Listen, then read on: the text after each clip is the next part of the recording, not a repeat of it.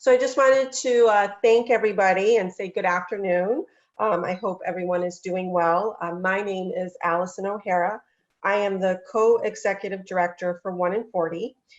We are very excited to have Dr. Ellison as our guest speaker today as part of our monthly webinar series. I also wanted to thank our sponsors that helped to make today's webinar possible, as you know, in addition to our monthly webinar series, the Allergan Foundation, AstraZeneca, Pfizer, New England Development, Clovis, GSK, and Goldstein and Bilodeau. So before we get into Dr. Ellison's presentation, I just wanted to give folks a little background on Oneinforty and why Oneinforty. So in 2016, our founder and our co-executive director, pictured here on the slide, Lauren Kordak, sought genetic counseling and testing. The screening showed that she inherited a mutation in her BRCA gene from her dad that put her at much higher risk than the general population of developing breast and ovarian cancer.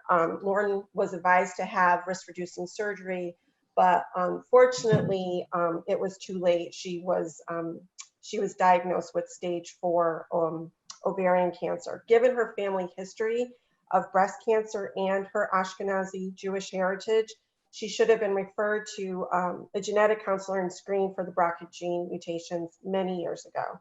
In fact, many Jews of Eastern and Central European descent are not aware of the 1 in 40 chance of having a mutation in their BRCA gene that puts them at much higher risk than the general population of developing breast, male, ovarian, prostate, and other hereditary cancers. We at Oneinforty, we are dedicated to stopping these BRCA-related cancers in its tracks. We are a nonprofit organization that raises awareness of the 1 in 40 risk to Ashkenazi Jews of inheriting the BRCA gene mutations and provides the support that individuals and families need to effectively manage their cancer risk. I would now like to introduce today's guest speaker, Dr. Ellison. Dr. Ellison is a longtime friend of Oneinforty, has participated in many of our events, so welcome once again. Dr. Ellison is a professor of medicine at Harvard Medical School and the program director for breast medical oncology and breast ovarian cancer genetics at the Massachusetts General Hospital Cancer Center. In addition, he is also a breast cancer program leader at the Dana-Farber Harvard Cancer Center. He oversees active clinical research of ongoing clinical trials that includes phase 1, 2, and 3 studies. Dr. Ellison's clinical practice is focused on hereditary cancer, risk assessment, cancer prevention, and early detection. Also, research in Dr. Ellison's laboratory focuses on BRCA1 and 2 associated cancers and improving cancer treatment. So please join me in welcoming Dr. Ellison. I will stop sharing my screen so you can share your screen with us. Thank you very much, Ellison. You're welcome. It's really a pleasure to be chatting with everybody today. And I think, this is really an important topic today that, folks have a lot of questions and concerns about.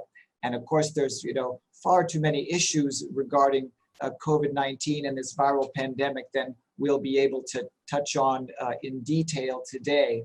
But what I would like to do is to give you some context for the acute changes in the healthcare system that have happened on a temporary basis during the COVID surge that we've witnessed here in Massachusetts and that we're witnessing across the country. And then tell you where we are in terms of COVID-19 in Massachusetts, and then what has been the impact on breast cancer care, breast cancer screening and prevention, and what is the long-term implications of having this COVID-19 risk within the population for those who may be diagnosed with cancer, are being treated for cancer, or have been treated for cancer in the past. And clearly this is an evolving picture almost day by day as we're all following in the news. So I hope it'll be helpful to give you some of the latest updates and also some general principles that hopefully will, help understand where we are and what things that you might need to be concerned about and the things that you really don't have to worry so much about. So the first slide I wanted to start with is really showing the tremendous impact of the COVID pandemic on the healthcare system. And it's really a simple graph. This is Mass General Hospital, where we see on the left, I hope you can see the arrow, the number of inpatients who are tested positive for COVID-19, and then the dates here at the bottom. And so we saw this very large predicted surge in COVID-19 positive patients being hospitalized. The peak of the surge was around April 20th, and gratifyingly, which was predicted by our epidemiologists, that surge has passed, and now the numbers are coming down quite substantially. This is up through May 25th, but the numbers have continued to come down day by day by day, which means that the measures that we've all been doing with social distancing have been working, that the surge has passed Massachusetts, and that gradually we're able to open up. Just to give you an idea, however, about what the impact of the surge was on our healthcare system, because this sets the stage for some of the things I'm going to be talking about. Normally at Mass General Hospital, there's about 40 to 50 patients on a respirator or a ventilator at any given time in our hospital. At the peak of the COVID surge, there were nearly 175 patients on respirators with COVID disease. So a tripling, near quadrupling of the number of patients on respirators. And that fortunately has declined.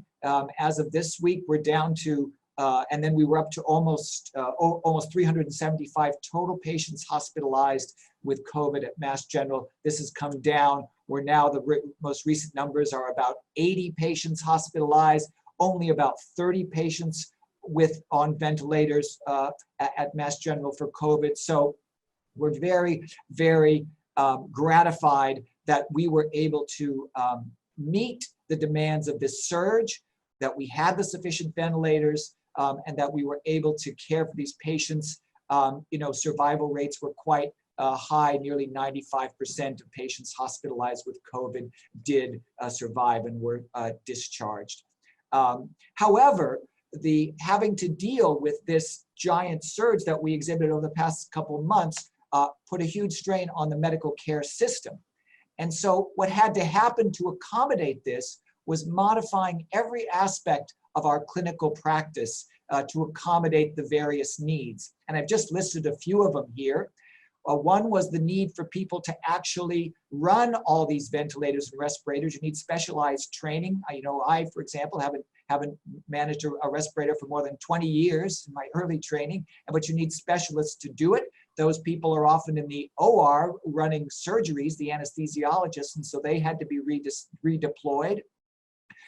Patients who otherwise would have elective surgery and then go in the hospital overnight, for example, if they had a mastectomy for breast cancer, those beds were now being occupied of necessity by COVID patients. So surgeries in some cases had to be postponed, and virtually all elective and some even non-elective surgeries did have to be postponed for some period of time during the peak of the surge.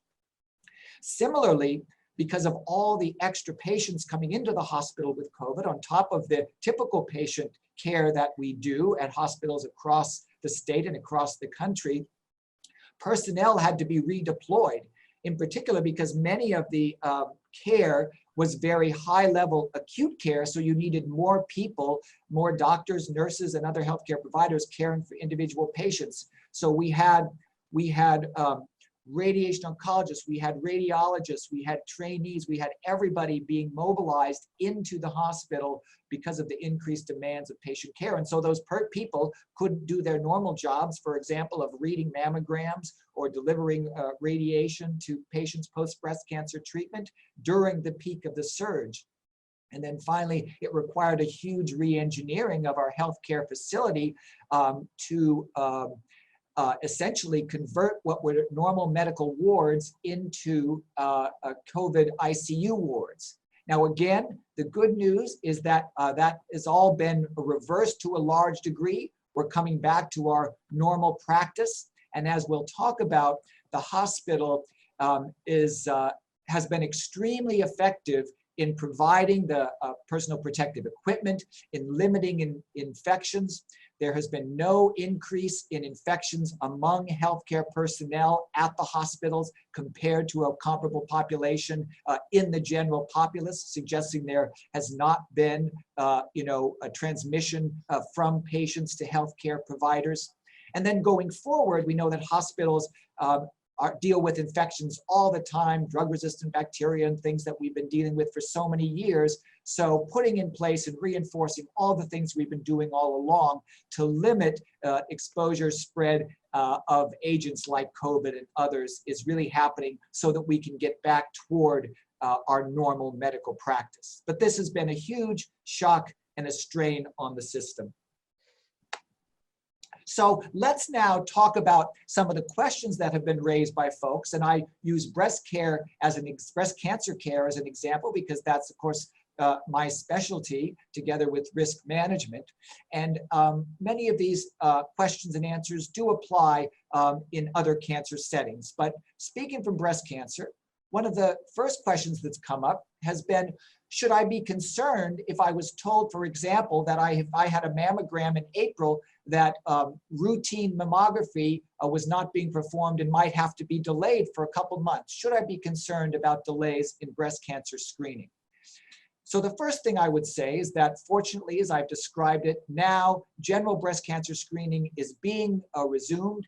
Mammography is now starting up. The breast MRIs are starting up, and patients are on a gradual basis now being able to reschedule their previously scheduled appointments. But what about the delays? So, breast cancer is a condition that often takes months to years to develop within the breast. We know that. My lab studies early breast cancer development, and we know it is a very long process.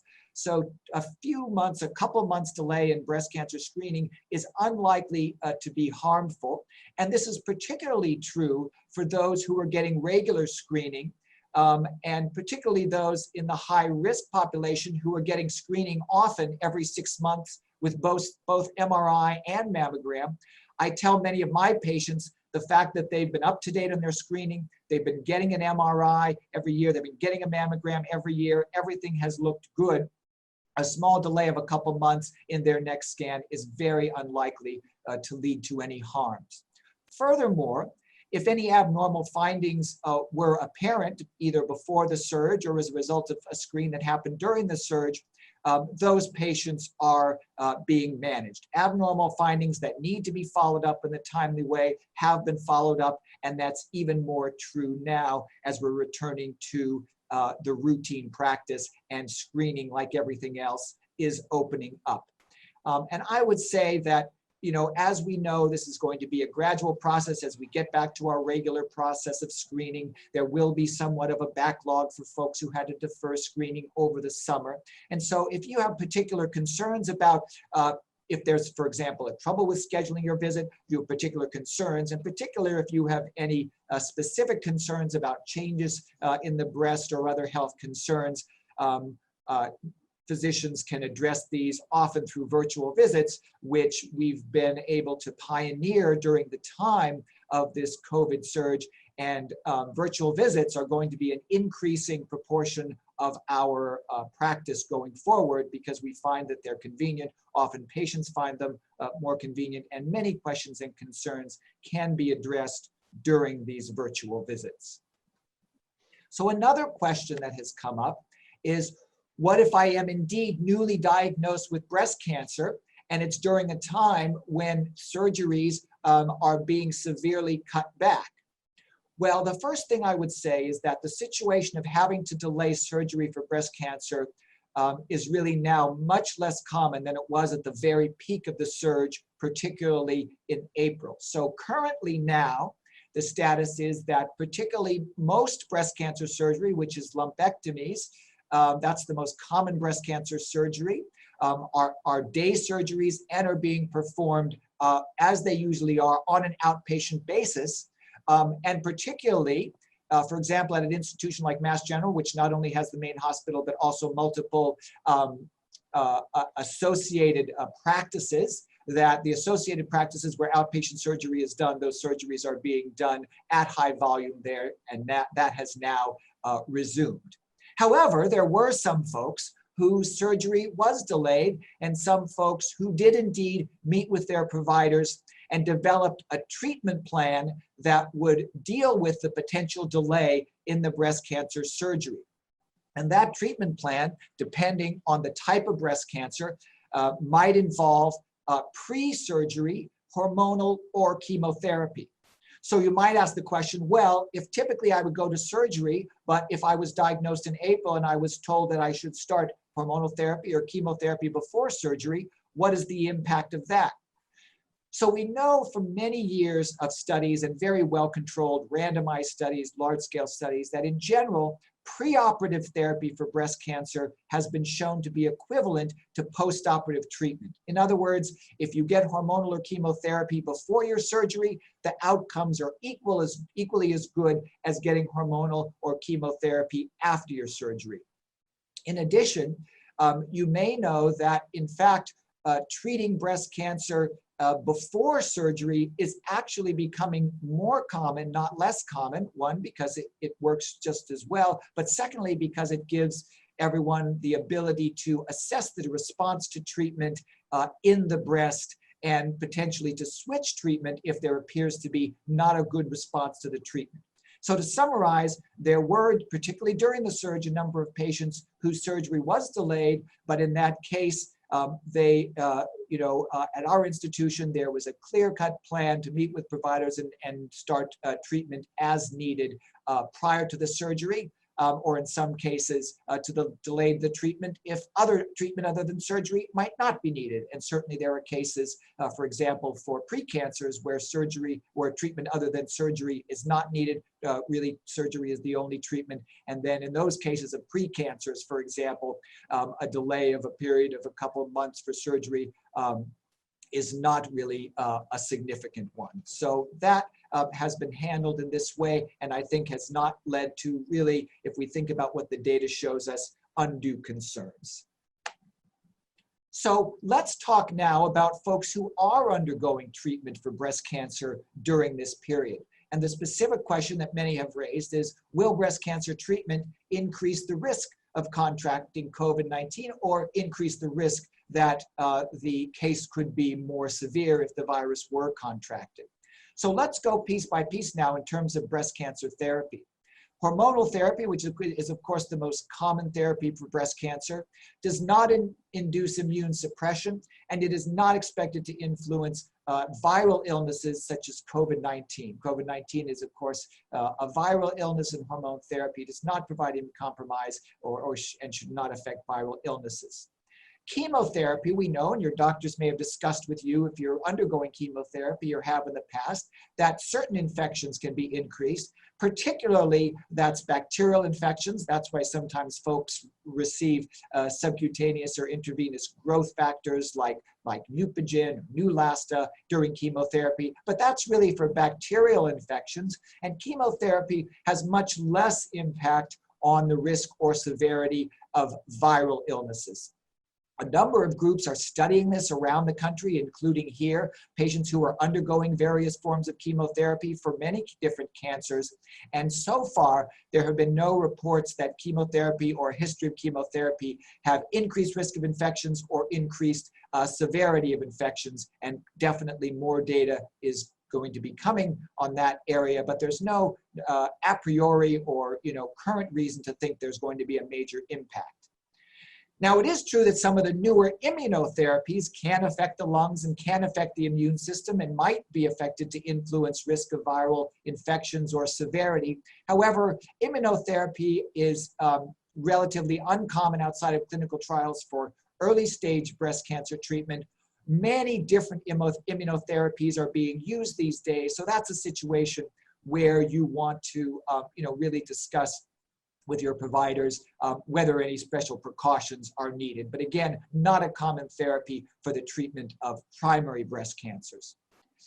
And then I would say just in general that, as I mentioned earlier, because hospitals and clinics are so experienced in dealing with infections of all kinds, that many detailed plans are now in place to limit exposure for folks who do have to come in. Because one of the main concerns that has been expressed rightly is, well, if I have to come to these clinic appointments, maybe it's not the chemotherapy itself that's the risk. Maybe it's just the fact of having to come into the hospital. And the hospitals have developed very detailed plans about distancing, about occupancy levels, about cleaning, about PPE, all to prevent increased risk of infectious transmission. And it's really been quite extraordinary to see how thorough those plans have been over the several months of this surge. And I would say just on this point, to close this point, that anybody undergoing cancer therapy should really consult with their providers. Everyone is different. Everyone might have their own health complications or issues that may interact with the cancer therapy that they're getting. And so everyone, of course, should have a discussion with their providers about how, number one, to limit exposures, and number two, what their infectious risks might be. But on the whole, breast cancer treatment is not going to have a major impact to increase the risk of COVID or its severity. Now, what about the much larger population of folks who have completed breast cancer treatment? Does that increase the risk of COVID, or does it increase the severity of COVID? So the good news is that whether it's hormonal therapy or chemotherapy, most breast cancer treatment really does not need to lead to a long-term change in the immune system, does not lead to long-term immunocompromise, particularly, as we said, as regards viral illnesses. And so no special monitoring is needed. Patients who have completed breast cancer treatment, by and large, are not considered in a high-risk category for COVID infection. There's some interesting data that's come out, not related to breast cancer, but patients who've received higher doses of chemotherapy in the past and have, for whatever reason, been exposed to COVID. And some of the data is emerging that, in fact, some of those folks actually have lower severity of COVID infections because much of the COVID infection response is related to the immune system. That's a different situation from breast cancer, but really the suggestion is that breast cancer treatment and the history of breast cancer treatment is not increasing the risks of infection or the severity. Nonetheless, as you probably heard, regardless of cancer history, those who are older and those particularly with associated medical conditions, respiratory conditions, other related conditions, may be at higher risk and should consider extra precautions against exposure to the virus. And I know there's a lot of this in the popular press that everybody is paying attention to. So finally, one of the big questions that comes up related to all of this is about COVID testing. And so, as you probably know, there's two kinds of tests. One is a virus test that tells you whether you actually have active virus circulating in the setting of an infection that is usually ongoing and usually has symptoms at the time. And then there's something later, which is an antibody test, which shows whether you've been exposed to the virus. Currently, as you know, there is not a blanket recommendation for testing in the general population, but the question that has come up is a breast cancer diagnosis alone or another cancer diagnosis in and of itself a reason to get COVID testing? And generally, at this point, the answer is no. Again, the whole picture of how we do testing is going to be evolving, but at this time, the answer is no. Cancer diagnosis, breast cancer treatment, ongoing breast cancer treatment, none of those things in and of themselves are a reason to get COVID testing. However, for your information, I will give you what are now considered as of this moment. This is the June 3rd announcement from the institutions here in Boston about what would be a reason to get COVID testing.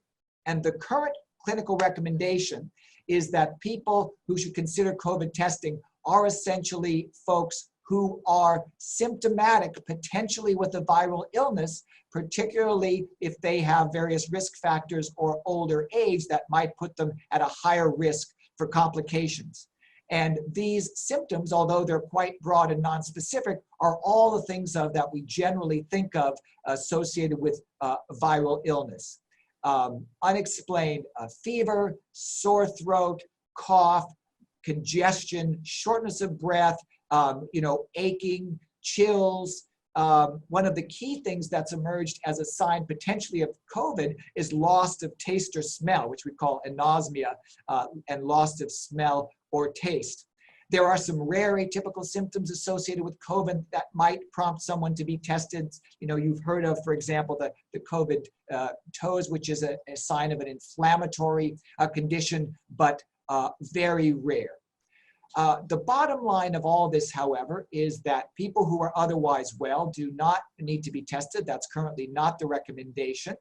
But that if you feel that you may need testing based on these criteria, the major thing that most healthcare providers are telling folks is contact your provider first by phone if you have a patient gateway, and don't just show up at the clinic.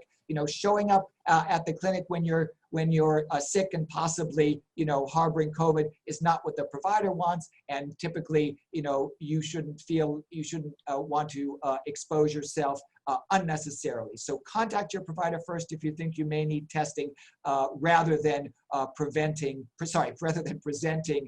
in person to the clinic. So that pretty much covers the things that I had to say about the general outline of breast cancer care, screening, and COVID, where we stand today. And I'm happy to take questions about this or any related topics. Thank you very much for your attention. Thank you, Dr. Ellison. I will share my screen as we have some questions that folks already submitted. You might have covered them. Your presentation was very thorough. So let's take a peek. Okay, there we go. I like the first one. Can I take the first one? Yeah, go. I really like that. I mean, I was trying to put it, if you have cancer, does it affect COVID? But I think the question, which I really didn't address specifically, is this first one, which is a really good one. If I have COVID, will it affect my cancer? Excellent question. As far as we know, the answer is no. Interestingly, we are looking at this on a really top to bottom level throughout the whole Harvard Cancer Center communities, all the big hospitals, to look at our cancer patients who have been confirmed to have COVID, look at what the behavior, treatment, and outcomes of their cancer are. That study is ongoing, but I will tell you that preliminarily there is no sign that getting COVID affects in any negative way the outlook or prognosis for the cancer. But it's an excellent question. I guess another question, folks had asked, and given kind of the current climate, can a family member or a friend go with them to treatment? How is that being handled at the healthcare, at the hospitals, I should say?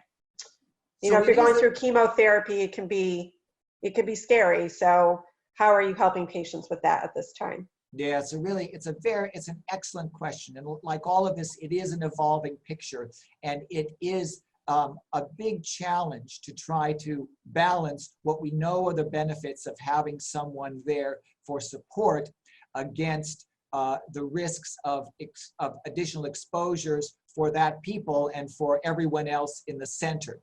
The challenge that we face now is that we feel the need, and we really feel compelled to maintain social distancing within the units in a way that we never had to before.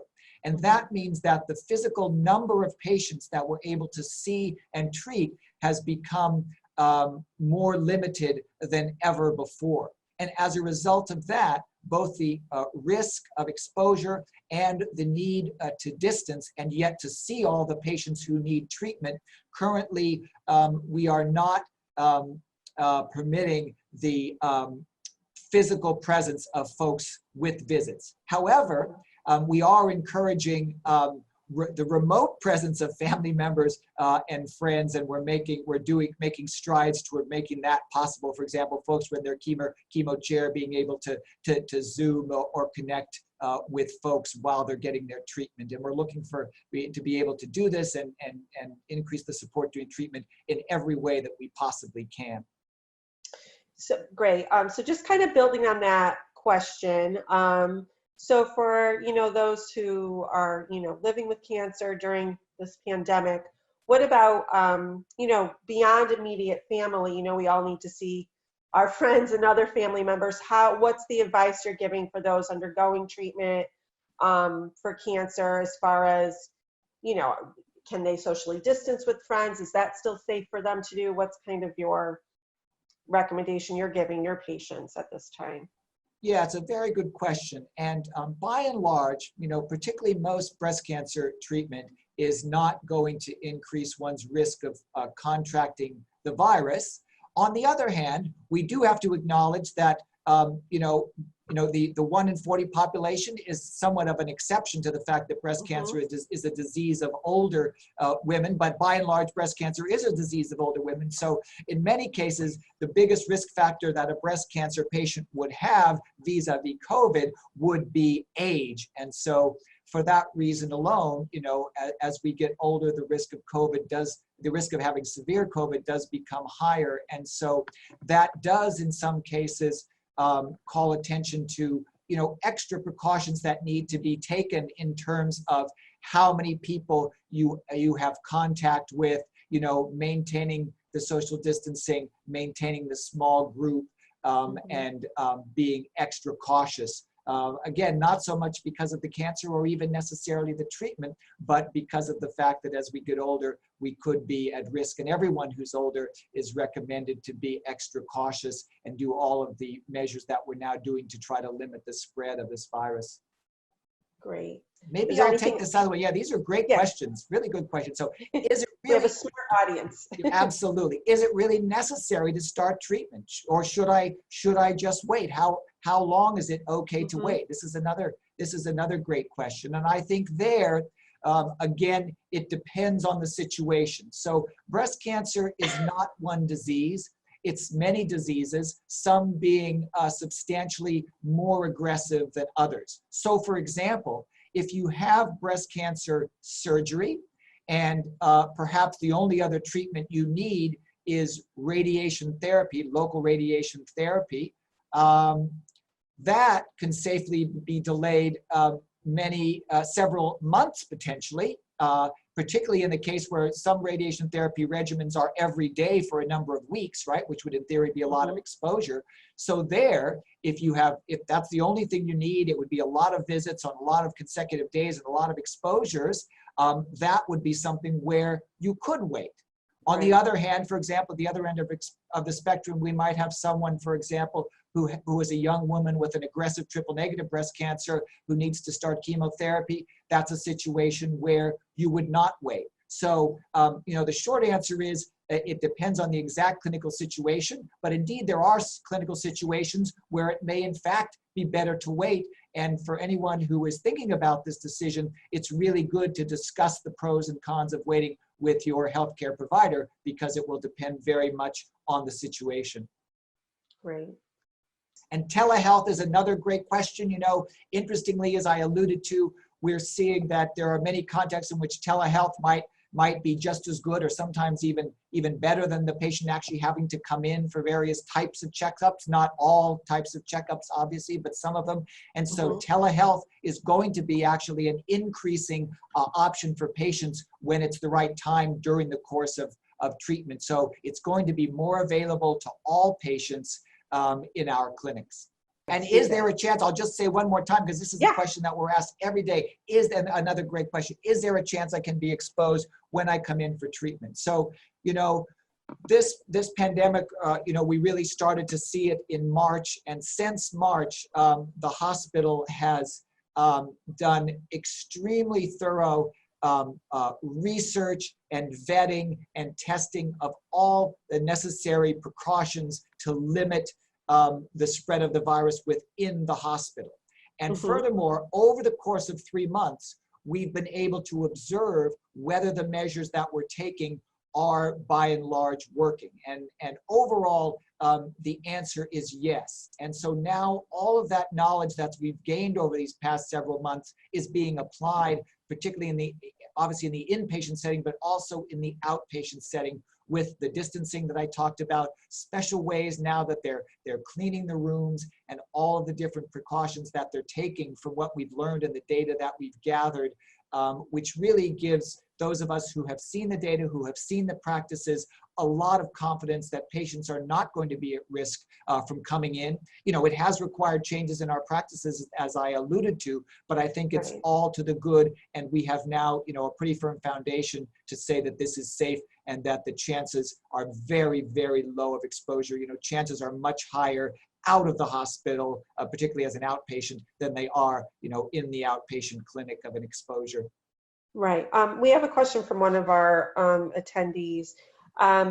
So the question is, my ovarian cancer treatment reduces my very high risk of breast cancer to just 1% a year for 10 years, is, you know, vice versa. So in other words, if you're BRCA positive breast cancer patient, does that reduce your risk of developing ovarian cancer? Excellent question. The answer is there is not data to show that it works in the opposite direction. So that the questioner is exactly right, that there is data that the chemotherapy that's given for ovarian cancer can decrease subsequent risk for breast cancer. However, the chemotherapy that's given for breast cancer is slightly different than that given for ovarian cancer by and large. By and large, these days, you know, fortunately, women, particularly once they know that they have a BRCA mutation, are getting the ovary surgery. But we do not have data to suggest that it works the other way around, that the breast cancer chemotherapy decreases risks of ovarian cancer. So as a result of that, although prior ovarian cancer can reassure some women that they don't need to go quickly to a mastectomy, for example, after ovarian cancer treatment, because the risk is low in the ensuing years of breast cancer. The reverse is not true. A woman who's treated for breast cancer successfully should indeed proceed with the ovary surgery that's preventative, as she otherwise would had she not had breast cancer. Interesting. I just learned something new today. Thank you. So anyways, thank you again for your time, for your wealth of knowledge, for answering our attendees' questions. We really appreciate you know, you taking the time out of your schedule to join us today. I just wanted to let folks know, in addition to what Dr. Ellison presented today, here are some additional resources.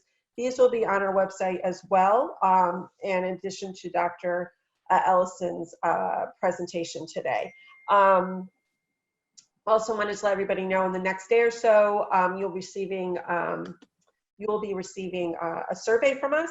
It's brief, anonymous. If you could fill that out, we'd greatly appreciate it. Once again, just wanted to thank all of our sponsors for making today's webinar possible.